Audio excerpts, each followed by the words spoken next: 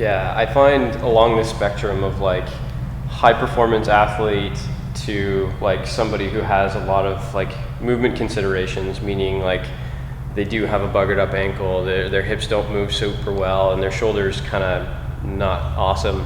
On that spectrum, we have the fat middle, which is typically where the people on the social media or like the Instagram fit people are doing these cool things because they don't have like the super high echelon goal of like I'm a professional athlete, and they don't have any movement considerations, so they can.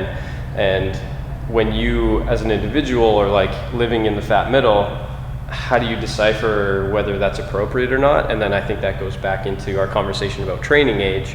Is like, do you have the prerequisites to be able to do that, do it safely, and do it well for it to actually be effective?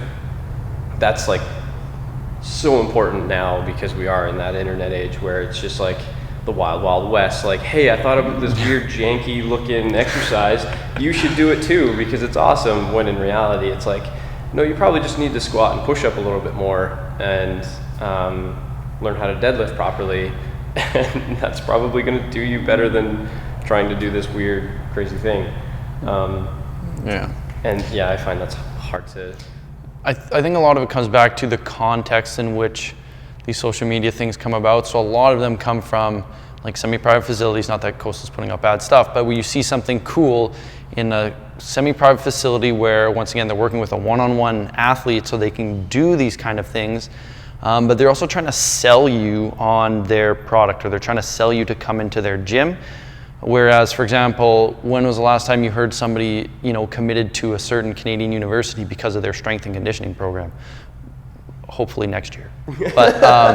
But like that never usually happens. And so what we kind of do here is not that what we do is better, but what we do is simple, basic, get the results. Whereas at that private facility, because if I don't do cool things and you're not getting results, you're not going to keep coming back. So I kind of do need to do these cool things, amp it up a little bit. Whereas here, like, yes, I want athletes to enjoy their time here and actually enjoy training, but at the end of the day, like, they have to, they're supposed to come in here and train. And so whether I get them to do 10 sets of bench press, or I literally get them to, jump on a Bosu ball and do backflips, they still kind of have to come back. Whereas if you get them to do, 10 sets of squats and, and then send them home with, half mangled legs, they're probably not going to come back. And so you need to make sure that like you're tailoring things to that. So that's just kind of something on the social media side where we always have to look at context. It's not always bad to do, like, it's not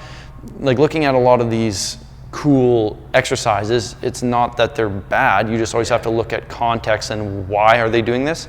Oh, okay, they're a rehab patient, coming back from an ACL, NFL guy, he's in his 10th year, so he's getting up there in age, and he's been training for 20 years. He's like, oh, okay, I can justify that for them. Whereas when I have an 18-year-old volleyball player who's never even been in a weight room before, I'm probably not going to do stuff like that. So that's another big thing that a lot of people don't take into consideration. Absolutely. And I, again, to harp on this a little bit more, when you're in that fat middle on that spectrum, being able to decipher if it's appropriate for you or not is like, that's where people get hung up. Or there is an element that I do like where there's play involved, or like, oh, I've done all of the prerequisite work to be able to do something like that. I feel strong enough, nothing's wrong with me. Yeah, sure, I'll give it a shot.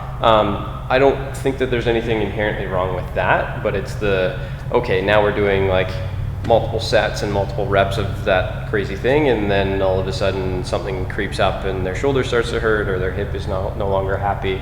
That's when you gotta reevaluate and look at that stuff. Yeah, absolutely. It's also social media, so you're looking at like the top 5% of what people can do anyways, so yeah. We'll leave that one for later. Yeah.